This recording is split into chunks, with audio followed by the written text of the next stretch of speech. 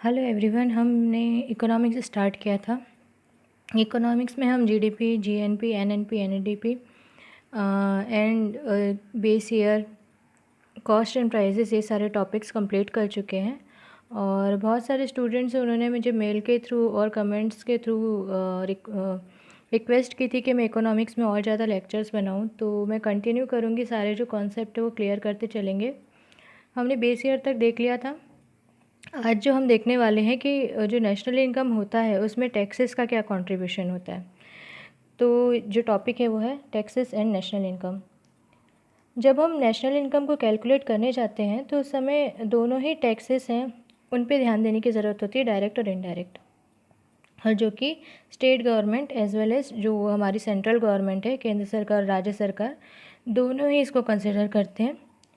लेकिन अगर इंडिया के कंटेक्स्ट में देखें तो डायरेक्ट टैक्सेस का जो इंडिविजुअल इनकम टैक्स होता है या कॉरपोरेट टैक्स होता है, जो डायरेक्टली आपको गवर्नमेंट को पे करना होता है, तो वो सारे जो टैक्सेस है उसका उतना असर नहीं पड़ता है नेशनल इनकम में।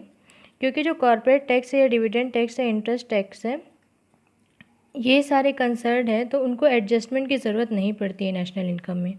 क्योंकि ये सारे जो कैलकुलेट होते हैं वो किससे होंगे, तो फैक्टर कॉस्ट से होंगे या मार्केट कॉस्ट से होंगे। तो फैक्टर या मार्केट कॉस्ट पे इसलिए असर नहीं पड़ता है क्योंकि जो सोर्स ऑफ इनकम है वो किसी पर्सन या ग्रुप या इंडिविजुअल के ऊपर बेस्ड होती है, इसलिए आपको इसको कंसिडर करने की ज़रूरत नहीं पड़ती है। अब अगर बात करें इनडायरेक्ट टैक्सेस की, तो हम जानते हैं कि जीएसटी है वो लागू हो चुका है और 17 जो अलग अलग इनडायरेक्ट टैक्सेस हैं उनको मिला करके एक टैक्स बना दिया गया है, जिसको हम टैक्स रिफॉर्म या टैक्स सुधार के नाम से भी जानते हैं।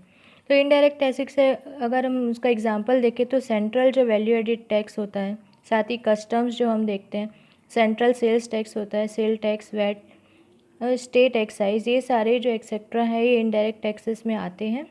और इनको हमको ध्यान रखने की ज़रूरत पड़ती है जब भी हम नेशनल इनकम को फैक्टर कॉस्ट में कैलकुलेट करेंगे। फैक्टर कॉस्ट मैंने कल आपको बताया था कि जैसे कि रेंट हो गया, लेबर्स को जो पैसे दे रहे हैं, रॉ मटेरियल आप जो लगा रहे हैं, या इंटरेस्ट ऑफ लोन आप दे रहे हैं, वो सबको मिला करके जो लागत मूल्य होती है उसको हम फैक्टर कॉस्ट कहते हैं।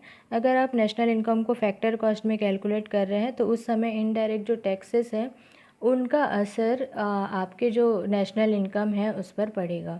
और मैंने जैसे बताया डायरेक्ट टैक्सेस का इसलिए नहीं पड़ेगा क्योंकि डायरेक्ट टैक्सेस आप जो दे रहे हैं वो फैक्टर कॉस्ट पे ही देते हैं, लेकिन जो इनडायरेक्ट टैक्स है वो फैक्टर कॉस्ट के बाद ऐड होते हैं। इसके कारण फैक्टर कॉस्ट का जो है उससे ज़्यादा बढ़ कर के जो भी कॉस्ट आएगी मार्केट के इफ़ेक्ट के द्वारा, उसी हिसाब से इनडायरेक्ट टैक्सेस है वो डिसाइड होते हैं। इसलिए नेशनल इनकम पे जो इनडायरेक्ट टैक्सेस है उनका असर हमको देखने को मिलता है। अगर आप नेशनल इनकम को फैक्टर कॉस्ट में अगर कैलकुलेट करते हैं तो उस केस में आप इनडायरेक्ट टैक्सेस को माइनस कर देंगे, जैसे हमने पहले भी देखा है। अगर उसको मार्केट प्राइस पे कैलकुलेट कर रहे हैं उस केस में आप इनडायरेक्ट टैक्सेस को जोड़ देंगे।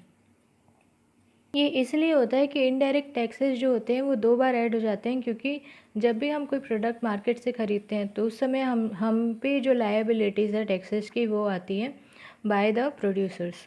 तो उस केस में जो हमारी डिस्पोजेबल इनकम है उसमें से जो इनडायरेक्ट टैक्सेस है वो जाती है। इसके कारण हम डिडक्ट करते हैं इनडायरेक्ट टैक्सेस को while calculating the national income. अगर हमें जानना है कि जो इनडायरेक्ट टैक्सेस है उसका सोर्स क्या है, तो वो है डिस्पोजेबल इनकम। डिस्पोजेबल इनकम वो इनकम होती है जो किसी इंडिविजुअल या कंपनी के पास बचती है जब वो अपने डायरेक्ट टैक्सेस पे कर देते हैं उसके बाद।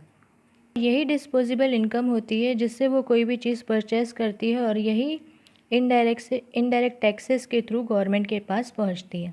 इसलिए जब हम नेशनल इनकम कैलकुलेट करेंगे फैक्टर कॉस्ट में तो फॉर्मूला होगा ये: national income at factor cost equal to net national product at market cost minus indirect taxes.